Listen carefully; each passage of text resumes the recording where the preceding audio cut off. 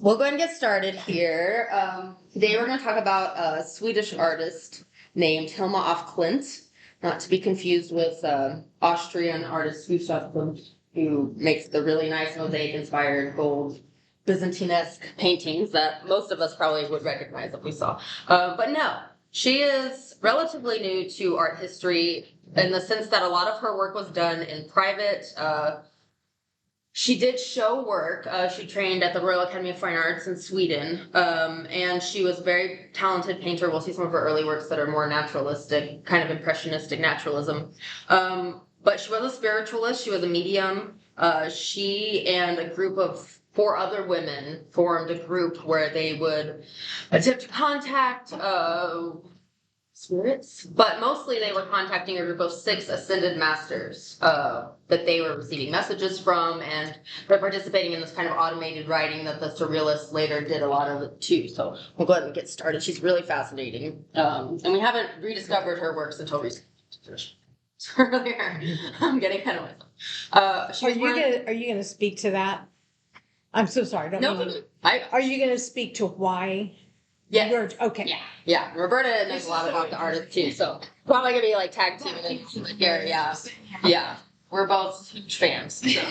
I won't say anymore. She was born in 1862, just north of Stockholm in a castle. Actually, she was upper middle class, so she was wealthy enough to be privileged and attend the Royal Academy of Fine Arts in Sweden.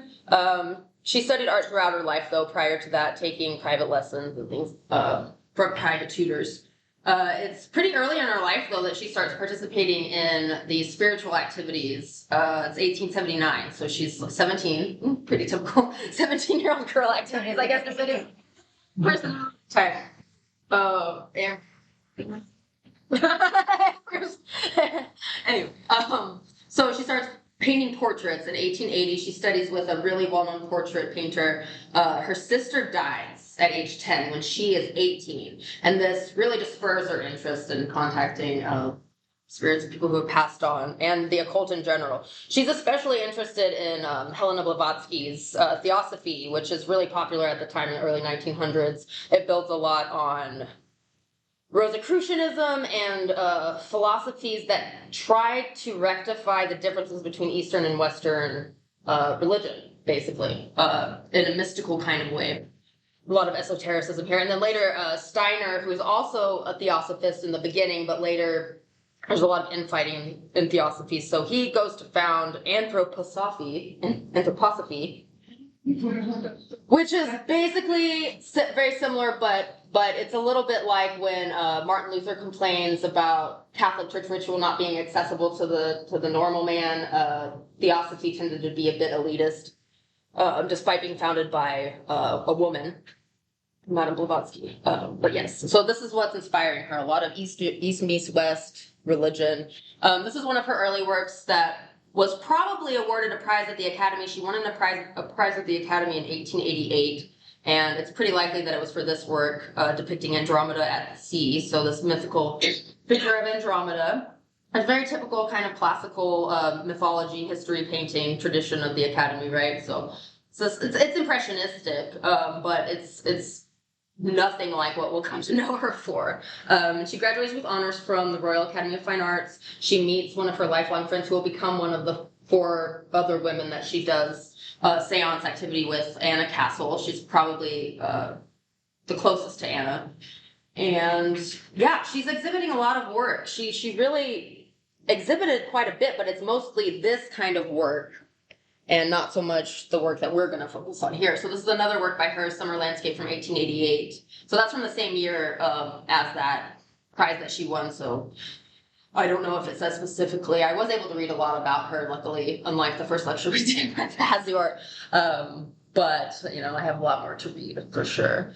So she's showing regularly from 1886 to 1914, and really even after that. But then she starts showing more at like spiritual speaking conferences and things like that, where she's also talking and giving keynote speeches on her process and her own kind of take on spirituality. So she is exhibiting, but not the work that we're going to see, which she's largely keeping private. Okay, so it's in 1889 that she joins the Theosophical Society of Stockholm that's recently been founded there. Theosophy was founded in New York, even though Helena Blavatsky was Russian, actually. And then she starts receiving messages from spiritual beings. Her interpretation of that in 1891. She expands her social circle in the supernatural realm here by joining the Edelweiss Society in 1896. This is also when the five, as they're come to be known, come together, also called De Femme, which I think is interesting because she's five women also. So we know the names of the other four women, Anna Castle being one of them.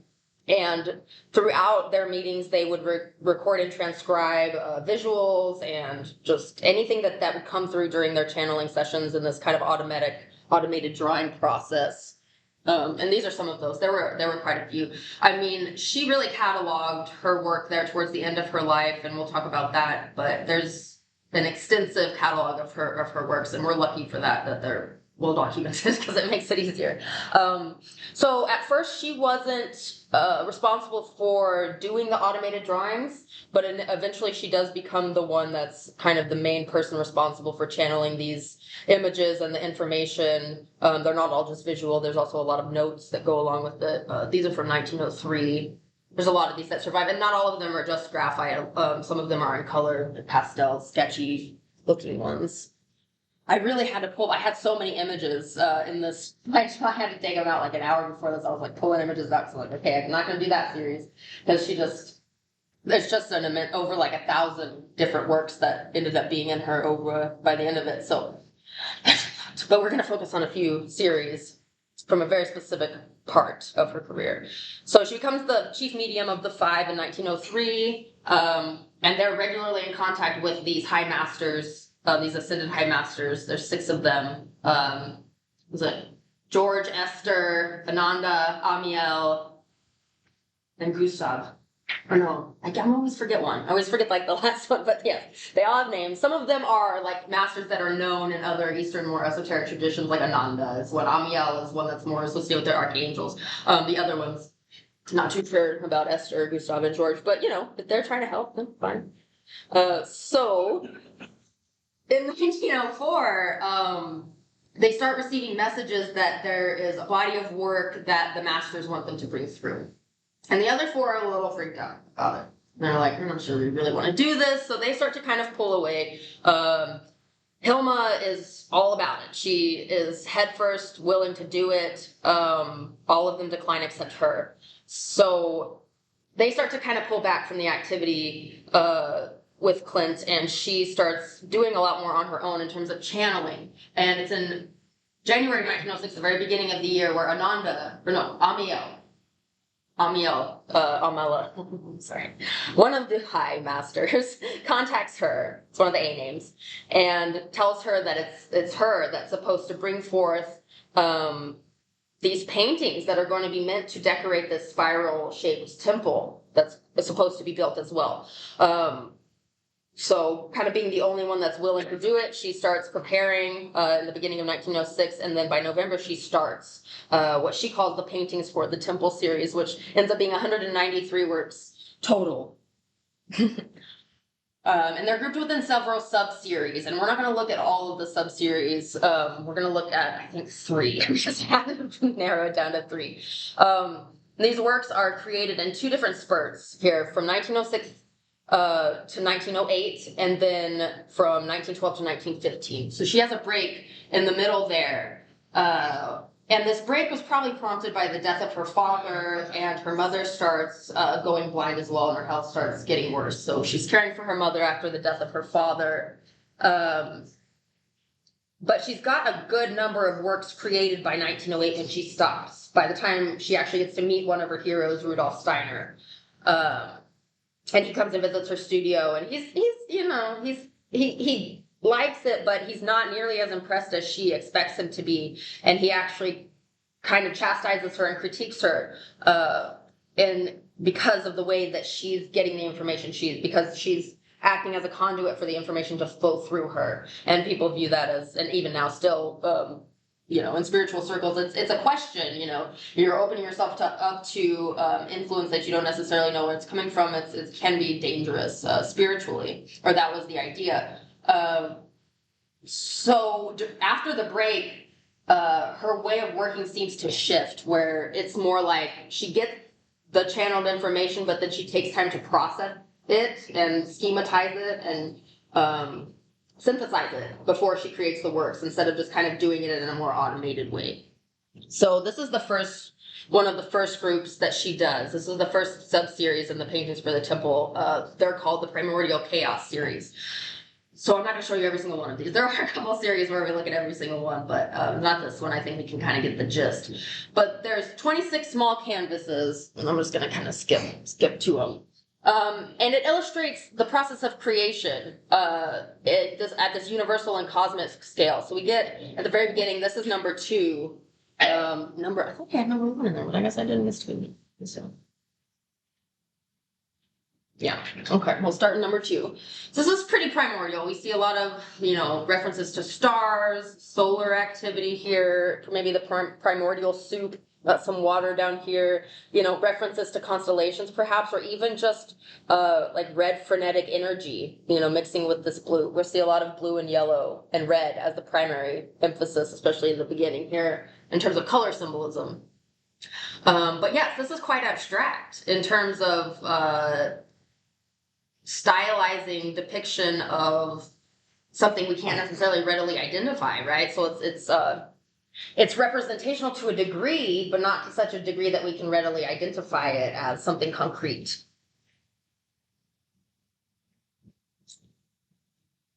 And then this one's a little pixelated. It was hard to find some of these images online anyway, without having the book and scanning it, which I could have done, I guess, but that would have taken a lot more time. So this is number 3. This is the one right after that one. And this is just very gestural. This one, let me see. A couple more here. We get a little bit better sense of her gestural nature, and this is oil on canvas, but these almost look like oil pastels, perhaps, that she's using. It's very sketchy, very quick, very fluid. It doesn't look like there's a ton of forethought. These look like they came right out of a sketchbook, right? They kind of have a bit of an unfinished quality, or what, academically we would say have an unfinished quality. So we go from here. These are numbers 4 through 11 here. So 4, 5, 6, 7, 8, 9, 10, 11 through the series.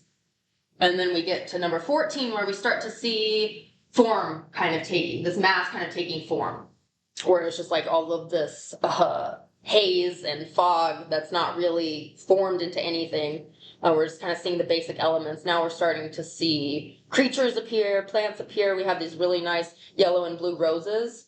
And this color symbolism is important too, for a number of reasons. But in Theosophy specifically, blue represents the feminine aspect of duality, gold representing the masculine aspect, and then green kind of their combination when put in union, right? And the same thing goes later with Van Gogh's color theory, which we'll talk about too here in a minute.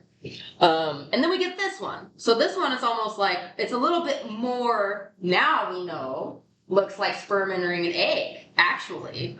But this is 1906, 1907. I'm hazy on what, microscopic imaging technology was, but I'm assuming we probably didn't have images of, sperm fertilizing an egg quite yet. So maybe in the same way that we see Da Vinci creating these really anatomically correct drawings, and we're kind of like, how did you do that? Did you literally cut a body open? How could she have known this, right? How could she... But given the nature of what she says, where she says the information is coming from, and the fact that there's giving her these visuals to portray, to illustrate what we don't have illustration for, right? The Big Bang, the creation of the universe. That's pretty remarkable. And she also adds script. I can't read Swedish, obviously, and I don't have the transcription. I didn't have it available, so I'm not exactly sure what it says, but this one definitely struck me. And this is the one that I really feel like is a really quick gestural, automated quality. This one's number 16, where we have these like rays of colors just kind of spiraling out from a central radius, right? And And we'll see elements of this later. The spiral is a repetitive theme. The repetitive motif, probably not surprising, because the temple is supposed to be shaped as a spiral, the one that eventually is supposed to be built to house these paintings. But just a very primary color-oriented scheme here with there's no red, really. We have a bit of an orange, but it's the green, yellow, and blue combo that's really present in this Primordial series. Oh, skipped one. And then we go to number 16 here. And a lot of this, if we're thinking about like alchemy, which has a lot to do with the underpinnings of the philosophy of her art too, AU meaning gold, right? Eros, representing to her spirit, really. And then this is her symbolism, the W and the U. It's significant to her, and I'm failing to remember what it is. But so we see her combining maybe what she regards as kind of the masculine aspect of language with maybe the the formless nature of the feminine as the background, combining to create the green of creation. And this is the very last one of the series. I think there's either 24 or 26 of this sub-series, where now it's very, very recognizably golden rose, yellow rose. Hello, texts.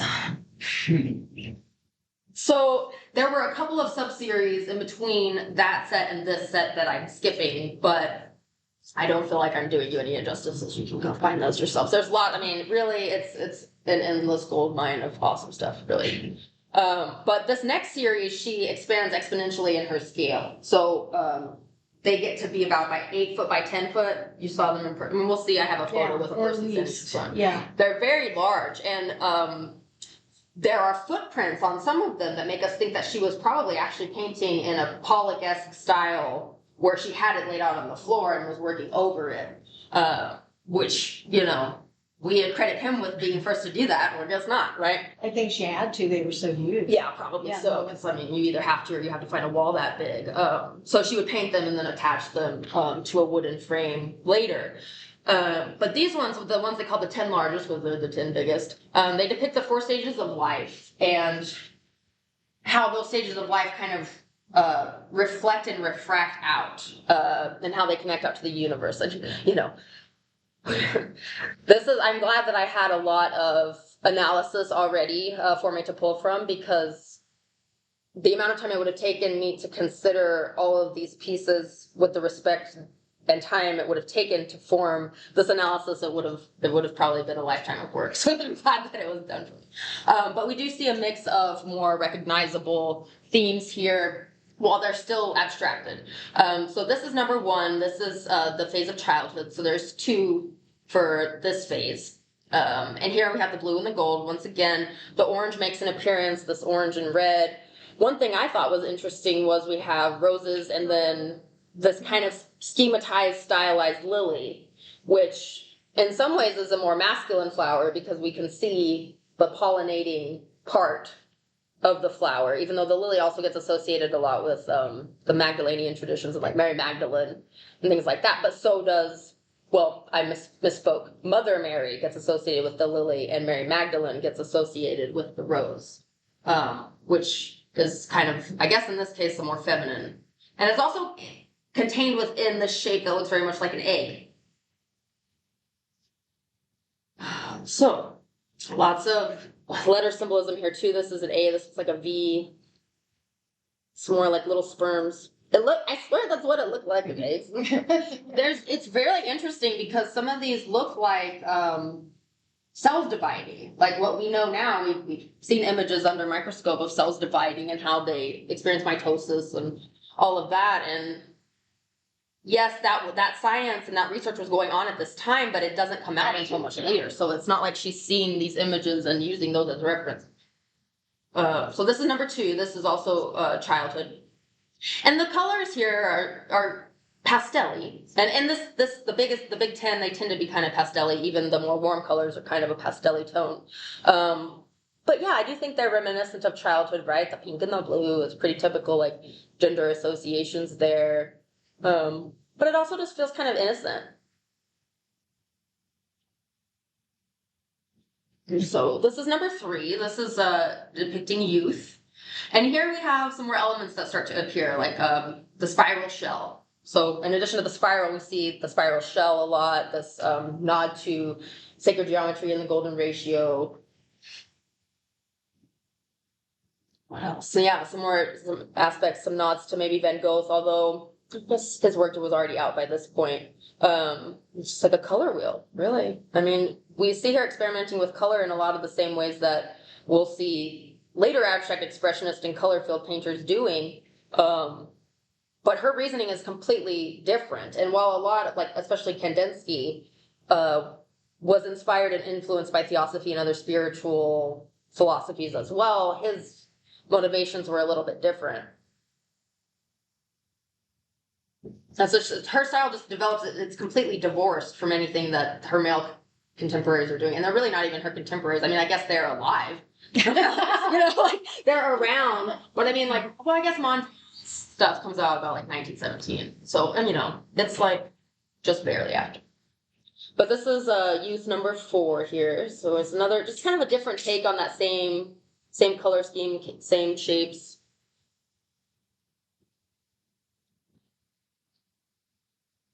In adulthood, we get this nice kind of rusty pink rose color. And these letters, I mean, like I said, I don't speak Swedish, and these are probably quite stylized, but, if there is a word in here, I'm not making it out. Someone else might have at this point. But one thing that is something that I noticed going from work to work in the series from one to next is there's often small elements that she'll take from one where it's really tiny, and then she'll blow it up in the next one. And we'll see that a lot. In a few of the other series that we look at. So this is number 6 from adulthood. And some of these we're just going to kind of skim through. If I analyze every single one, we'd be here all night. Now this one is interesting. This one is number 7 of adulthood. Adulthood is the only stage that has 4 compositions for it. Each other cycle has 2. But this one actually features another symbol from Eastern spirituality called the unalome down here, which she could have known about. But we do have Roman numerals appearing in this one as well, 1, 2, and 3. And it once again kind of makes you wonder, what is the sequence that she's referencing? Because this again kind of is very reminiscent of cells dividing amongst themselves. And given what it's supposed to be depicting, the entire series, this is an interesting question. And this is number 8 for adulthood. See, this one does remind me a lot of Kandinsky and Moreau. Definitely. Or Amber's like, I can't see shit.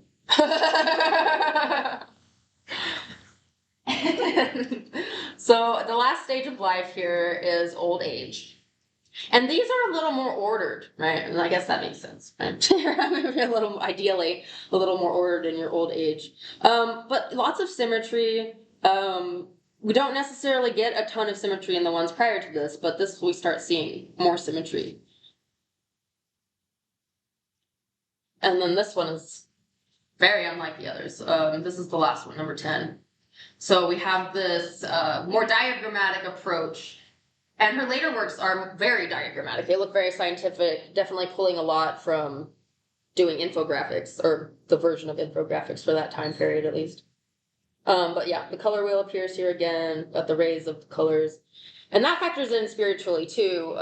In a lot of New Age schools of thought, we have this, and it harkens back to more ancient spirituality, not, New Age regurgitation. But this idea of the rays of creation, and them being categorized with different colors. Blue and gold being the first, usually, the first 2.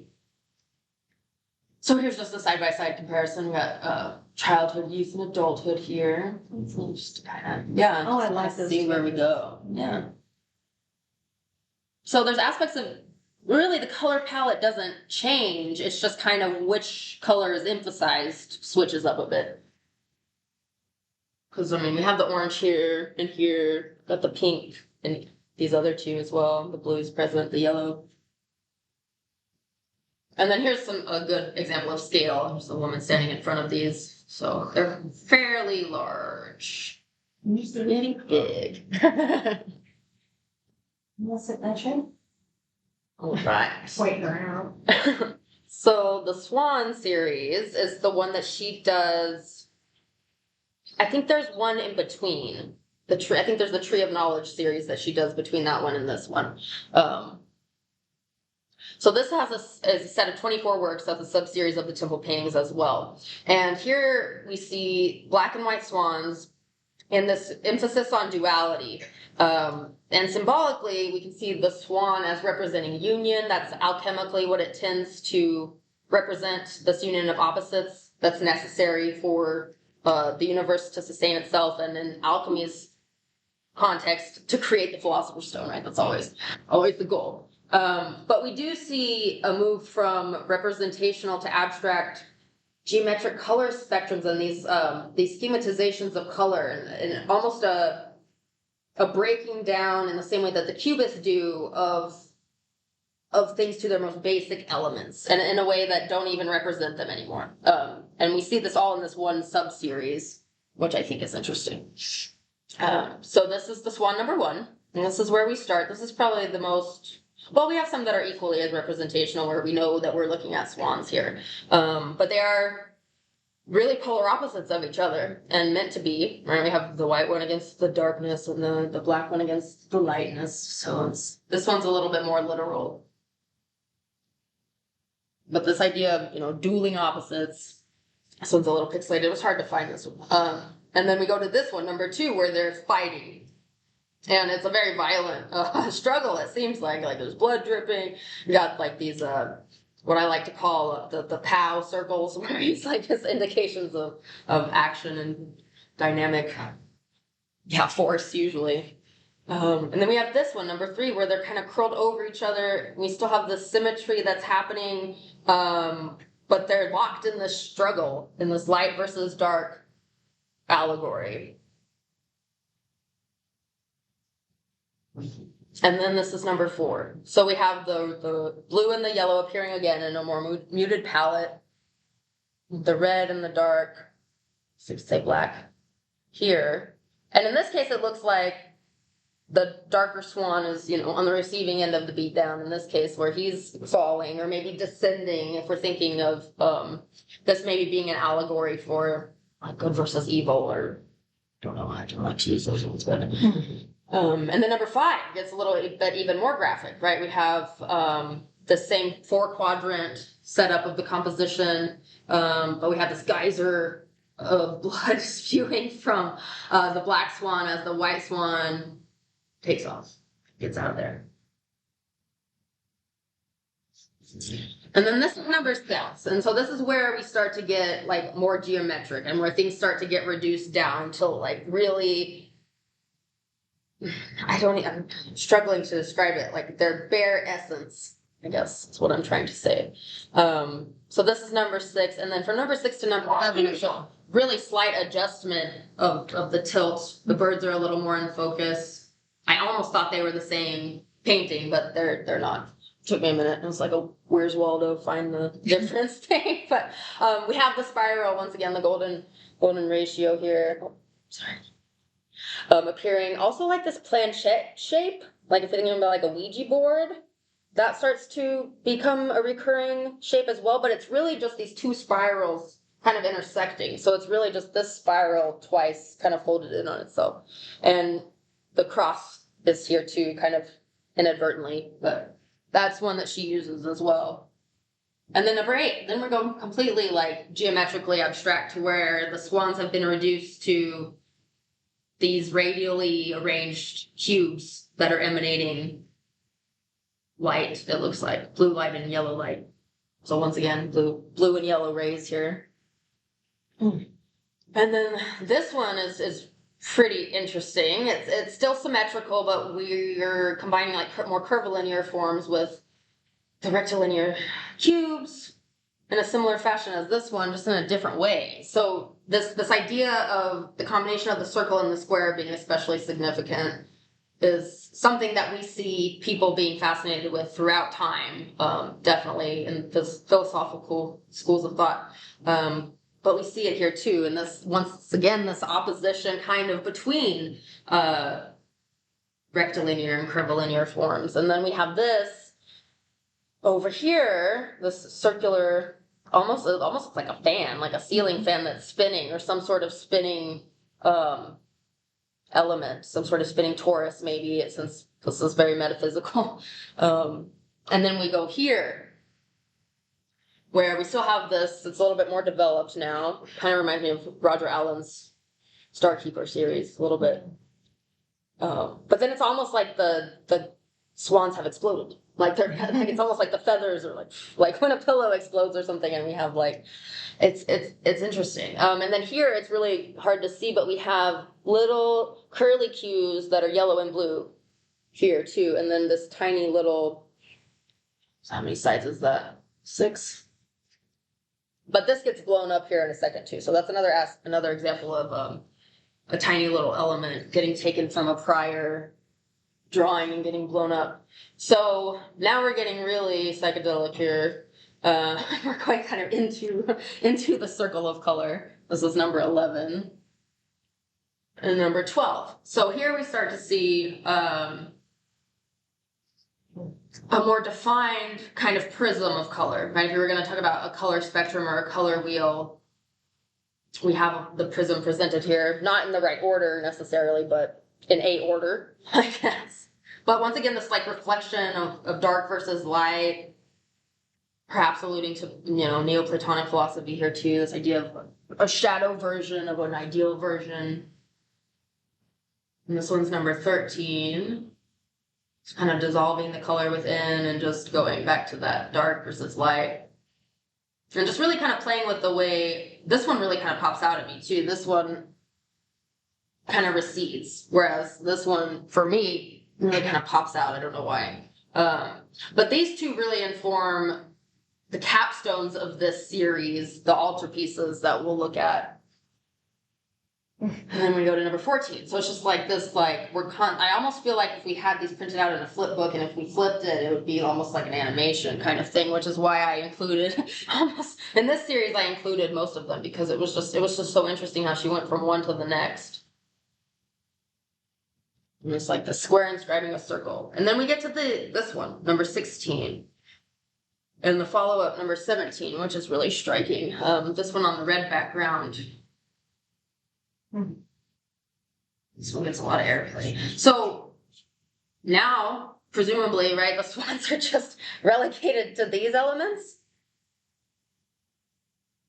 Because I feel like this is illustrating basically the deconstruction and reconstruction of these two by the end of it, because this is number 18. Let's see if I don't know if I don't want to bring it. Number 19, we get this nice little shell, and it just kind of continues. Number 20, 21, starts to get a little bit more geometric. 22, and then we have color wheel reappearing here, as if the square is like expanding itself, and then it collapses in on itself again. And this last one in the series, where the swans are present again, and seems like they're embracing in this one. So maybe the duality has been reconciled, right? The light versus dark. And we can see that element that we were just looking at has been miniaturized and compressed down here. Within, like, it almost looks like a nautical knot too, of like this gold and this blue. So like this joining, like this yoking together of the two elements. All right, so the Dove series. I don't think I put every single one of this because I couldn't find it. But the Dove, I think, comes in after the Swan. This is a big injection of Christian symbolism here, her use of the dove and referencing it as the Dove series, I believe. So while the Swan presents a symbol, oh, I'm sorry, I should have deleted this part. I don't know how that got skipped earlier. Anyway, let's just look at them. So this is number 1. So we see the spiral reappearing here, but also it almost looks like a DNA helix in this case. So if we're illustrating the creation of the universe and how mankind has evolved, and she does have a sub-series called Evolution that comes before these two also, so that definitely ties in here, this idea of genetic material. And obviously I don't think she knew what a DNA helix looked like then either, right? But it's a good question. It'd be interesting to compare the timelines. And this one, number 2, is quite similar to number 1. We don't have the spiral descending the DNA helix shape anymore. We've simplified things a bit. But it is kind of this repetition of spirals, once again, to create this planchette or heart shape. The spirals just repeating. This really nice prism burst from the bottom. And I do see purple. But I'm not going to say I never see purple in her works, or I haven't seen purple in it, but this combination of background colors is kind of interesting, the red and the purple. It's a little unusual. Yeah. And then we go here at number 3. So it's just like we're being transported through this like psychedelic hallucination of visuals. But it does look like this. There is a dove up here. It's hard to see, but there is a dove here at the very top with, it looks like one blue foot and one yellow foot. And there are these lines, these linear elements that are very skinny and hard to see that are wrapping in a spiral kind of helix-like shape going down to this square. And perhaps this one is illustrating, like, if we think of the dimensional realms that she's probably trying to illustrate as well, coming from like higher dimensional communications that are coming from the ascended master she's hearing from down into like an earthly plane that's more 3D versus upward dimensional. And then we have this one, number 4, which has gotten a lot of nice airplay because of the Ukraine-Russia conflict. This nice color scheme here, this nice little detail. But yeah, just like this releasing of the dove. It's a lot of New Testament symbolism, I would say, in the dove series versus Old Testament symbolism in the Swan series. And then this is number 5. So just a little bit of a different variation. The blue and the gold are a little darker here. The swan looks a little roughed up. I don't know. It's hard to say what's going on here. Because then we go here. Great. And we have this image of St. George fighting the dragon. So definitely Christian symbolism in this one. We've got a white cross up here with like juxtaposed to its dual opposite, the dark cross. We've got these guys sending some sort of energy up to here into the dragon. And then we have St. George right here with his sword. Same kind of planchette framing, but it's just 2 spirals once again. We do have the appearance of what in medieval art we'd call the mandorla, that halo of light around a holy person. But that appears in Eastern art as well, like around the Buddha, depictions of the Buddha that are totally removed from Christian context. We see that as well. And this is number 9. So we've kind of just flipped the color schemes of 8 and 9 here. We still have St. George, we still have the dragon, but now these figures on this side in red, and the background is black. So it definitely gives a bit more creepy, crawly vibes. And then we're skipping a couple here, but this is number 12. So we go from that kind of thing to what really looks like a Zodiac Byzantine icon in a lot of ways. We have 4 Zodiac symbols here. And this one is then kind of a set of 3. There's another one after it, number 13, that has 4 other symbols and switches the colors again. So this blue and gold switching. And I just want to say, in live, seeing these up close, they're unbelievably beautiful. Like there's something about the harmony of it, the simplicity. I don't know. They're stunning. Well, and there's 2 figures here in the center, and it was really hard for me. Hopefully maybe I can find a textbook that has like a more zoomed in view, but I can't tell you who those people are. But once again, it's in a very kind of Christian, medieval, Byzantine kind of tradition of having somebody in the center there. And I can't say they're the same person because I can't even really tell. But here we do have a shift in the tilt of this ring. This is Jupiter. And different zodiac signs. So presumably, we go from here. This is Cancer, Gemini. I can't name the other 2. But then on the center we have Libra. I think that's Scorpio, or that's Scorpio.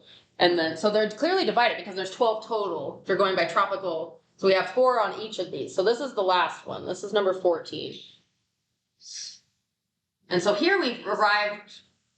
It's almost like we were in 3-color version television, and now we have full color television or something. We're going, I don't know. Now we have the rings that are rainbow rings. It's all very interesting. But more than likely, these were associated with cosmological cycles that had to do with like the theosophical traditions and alchemy calendar and all of this. There's a lot of context and art, historical, iconographical information that went into these works. All right, so the pièce de résistance, or yes, pièces, are these three that were completed in 1915, and these are the finales of the series. Really, she described them as the summary of the series so far. And they relate to Theosophy's version of evolution. And in Theosophy, the entire cosmos is undergoing evolution. It's not just one species, it's all codependent and interrelated. And these ones were meant to go in the very inner sanctum of the temple. Her idea was kind of that as you go deeper into the spiral temple that would eventually be built to house these, you would have to be more initiated as you went further. So these are kind of for the most initiated and would be in the innermost part of the temple. And this one is just so striking. I mean, I think of all of them, this one really... it reminds me of my partner said, it reminded him of a Guitar Hero this morning. He looked at it because how you play. But yeah, this idea that evolution can go both ways, right?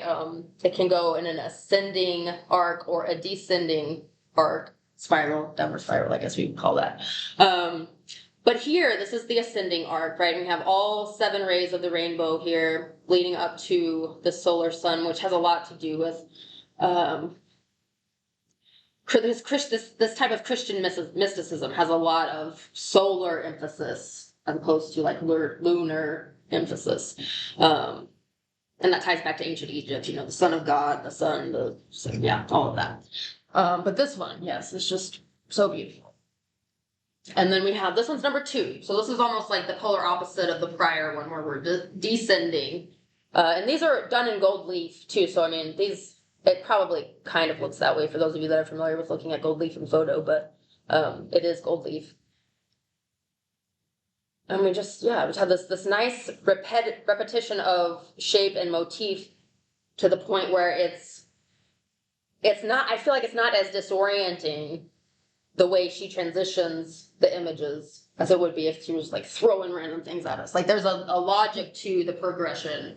There's definitely, lots of underlying logic there.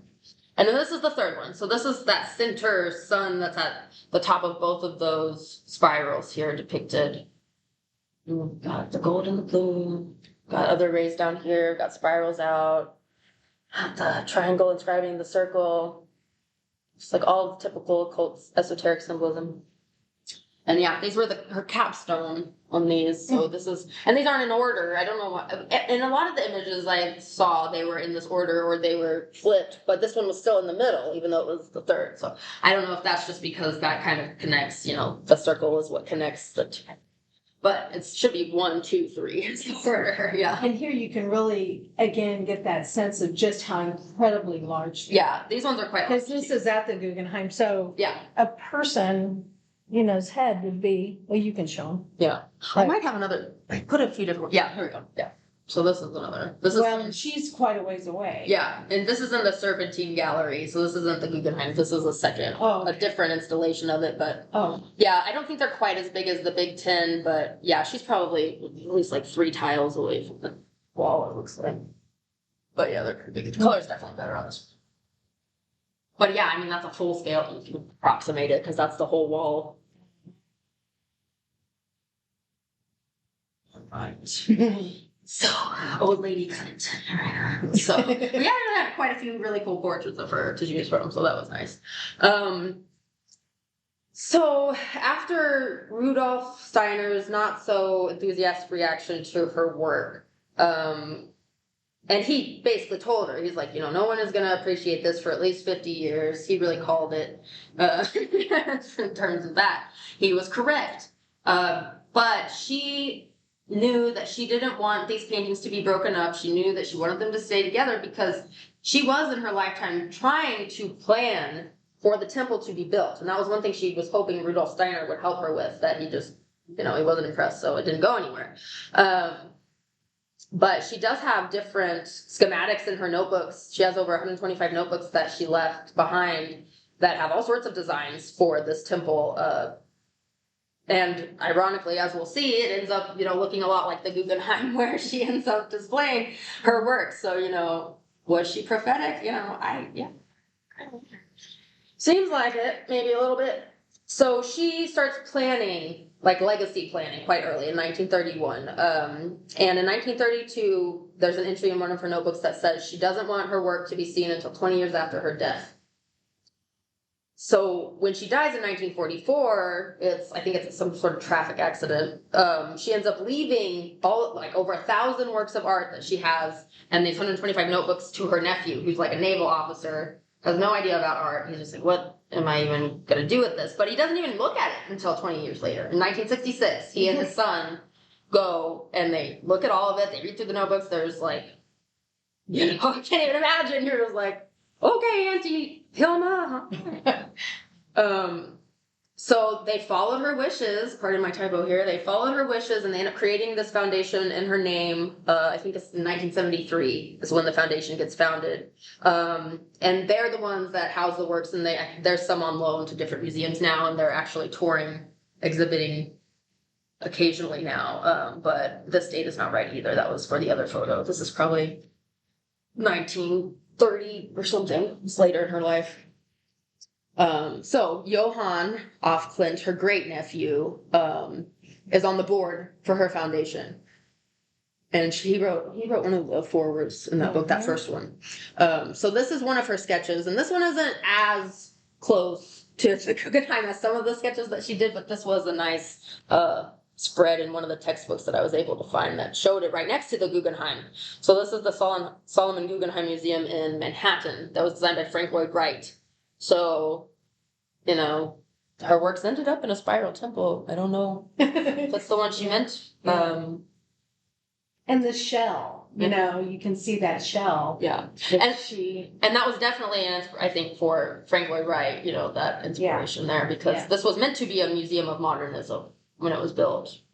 So it's quite interesting how they actually, the histories of those personalities dovetail. And this is a really cool portrait of Hilma that was done in 2021 by Natalia Koren-Kropf.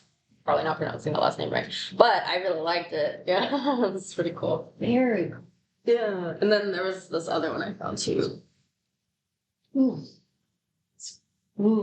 by Helena Fischer. Yeah. So, Helena Fischer. Yeah. 2020. And that's it. So, yay. Cool.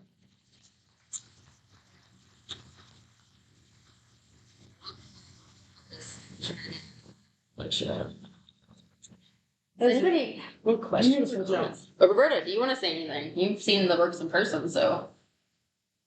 I just don't remember when I've been so awestruck by art.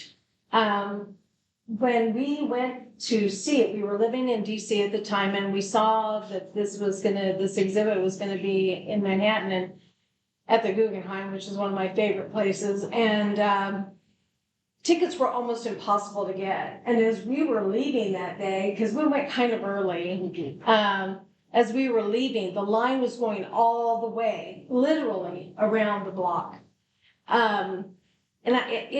You can't really, these pictures are beautiful, and you can't really get the magnificence of what she's done until you're standing there looking at them. They're just miraculous. I don't know how she did. I can't imagine how she did it. But anyway, they're moving, and and getting to see the journals, because they had those displayed. Of course you couldn't. But just the work, the life's work of every single thing being so clearly, logged. Yes. She was very systematic, very scientific in the way that she approached these things, and she gets, anytime people heard, oh, she's a mystic, and they just wrote her off, but they didn't stop to realize, there was a lot of scholarship, a lot of research, a lot of time spent informing herself of all of this before she really started, which is interesting considering she probably could have just maybe done it since she was channeling the information anyway, but it's hard to say how much preparation she actually needed to undergo spiritually or just emotionally or just maturity wise before she could really create those, She certainly was way beyond her time, no doubt. And the first exhibit that she had in the U.S. was in the mid-90s in L.A. at the L.A. County Museum of Art. And it was like a spiritualist kind of abstract art exhibit. And then we had this one at the Guggenheim in, was it 2018 or something? Yeah. So pretty recently. That feels right, 2018. But yeah, that LA County, really the only time she'd ever shown these paintings was at those spiritual conferences, and it was like a very select few. It was just as like an illustration. So it's like a visual aid. Yeah, so the care that the family takes later to kind of clearly, respect her and respect her vision was remarkable. And she started adding Claire, like in 1931 when she starts planning, she starts rewriting her notes in a more coherent way and starts cataloging her own works and explaining it that way. It's not, honestly, she's done a lot of the legwork for us. Keep good notes, please. Or records at least. Yeah, anybody have any questions? My brain's just like, right now. So is everything on that kind of scale, or did she say this huge scale for like the last few pieces? I think she goes kind of back and forth. Like the Primordial Chaos series was quite small, like letter size. And then we get those huge ones where she seems to go really big. And then she kind of scales it back down again for the Swan and the Dove. And then she goes really big again for these three. But then after this, she does mostly small scale stuff, and it gets a lot more diagrammatic. She does one called the Parzival series that's based on Arthurian legend, like Parzival of the Night. It's pretty interesting. And then she does an atomic series where she illustrates. After she's actually read that science, she goes in and does illustrations for that. And she's a very gifted, like scientific illustrator. She did a lot of illustrations for like veterinary books and botany books. Towards the end of her career, a lot of those we don't have because she donated to a nature center somewhere, and they only have a few of them left. But pretty much everything else we have of hers that she. Yeah. So whenever she was channeling this information, do you think that heavily influenced the sizes of the piece, what she used to create the art pieces? I think so. Between the break, like I said, so the break happens. Let me see. Go back at that. 1908. So I'll be. I think that's right before the. Jesus. Okay, never mind. When she goes on the break, she really kind of reevaluates. Ignore that. She really reevaluates how she's going about approaching putting it down on paper instead of just kind of letting it flow through her. I'm assuming she's kind of having the same kind of experience, but then going and maybe following up on then maybe finding sources that somehow give context to what she's seeing, maybe before she goes in to do it. But I haven't got my hands on her actual notes yet, so to read in her own words, because she lays it all out. Seems like she's very verbose in outlining her process for us. She's got under. Were you going to say something else, Kim? No? Okay. There's a one. So, all right, guys.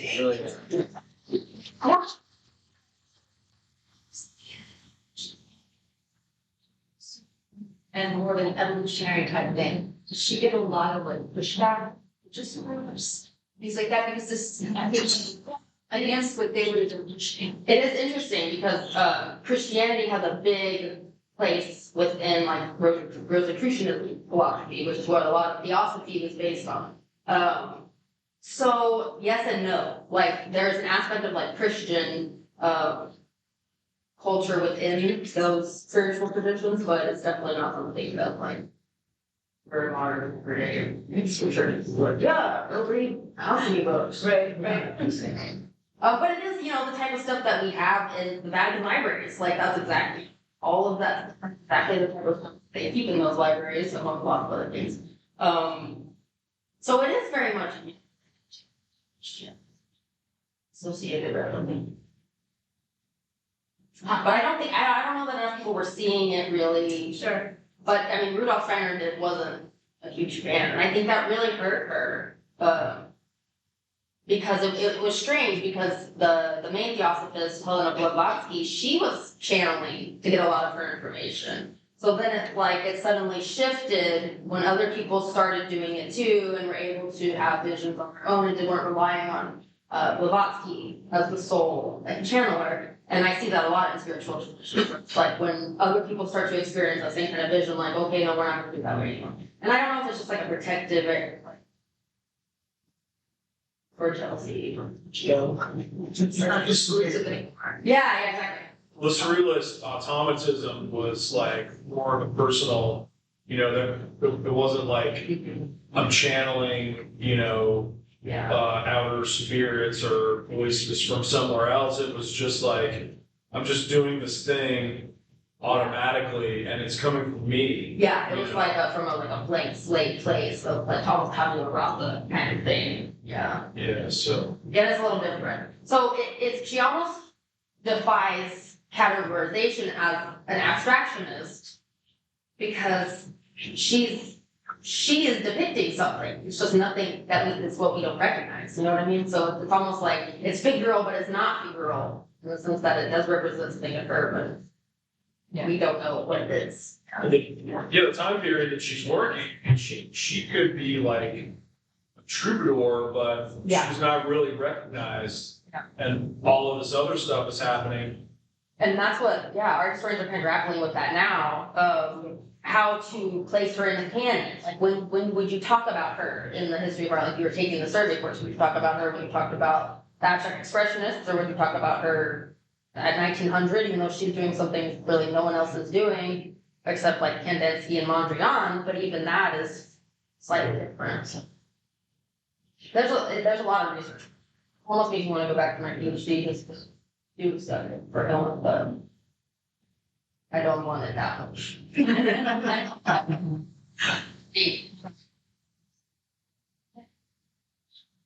There's really there's a lot of material here. It's very valuable. So, and there's a ton of really good articles. I'll try to put together a bibliography. But there's a lot of good ones out there. You can see a lot of the images. You can see find out a lot about her. And it surprises me. I think she knew she was ahead of her time. Yeah, it's just The mapping of everything she did plan for it to come up much later Yeah. than what was going to be. I mean, there's no way in that time what she did could have been accepted. No way. Well, and based on I always think of somatics, like the way the imagery of sound waves, and what those look like. Yeah, and there's just so many things that we can measure now with science that we couldn't, and it's just so prescient. So much of her. But they saw it. There was people that, documented and saw it ahead, and she's one of those. That's kind of amazing. Yeah, the more I read about her, the more it's more fascinated. Well, like you had said earlier with I'm from a biology background and Yeah. you saw the DNA strands, there were clearly chromosomes on a couple of slides, Yeah. so it's amazing that it's way ahead of her time. Where is she pulling this information from? Yeah, well, and I don't think that they've really, this isn't a case, and if we think about, who am I trying to think of? Crowley. Aleister Crowley, who's doing a lot of esoteric occultic stuff in the mid-century, he's doing a lot of it, right? But as far as Hilma and the other theosophists of that era, there's not of hallucinogenics being used, presumably. I could be wrong, but I mean, this isn't like the mid-century, like the 60s and the 70s, where we have those kinds of substances influencing. There are truly visionaries out there. Yeah, just And- raw and dog. I- Yeah. No, but it comes to them, and with time, and it's almost like, Yeah, it is. A lot of those forms are repeated in nature. right. And at that time, if you look at diatoms, which are, at that time, there was a lot of research going on and just classifying these things. And I saw, in the circular or color wheels or whatever, like reflections, and even the helix form, reflections in, not microscopic, but like.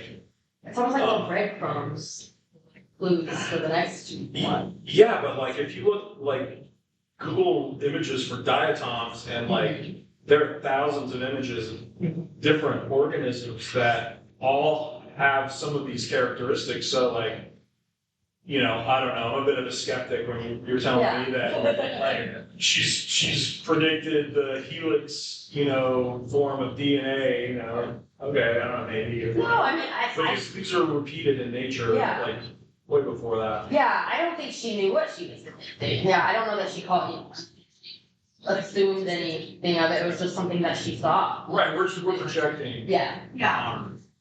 So I think she knew that she was doing something. She just didn't know what it was.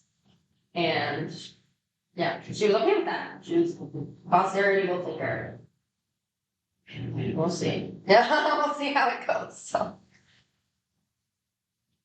Incredible job. Thank you. Thank you. That was fantastic.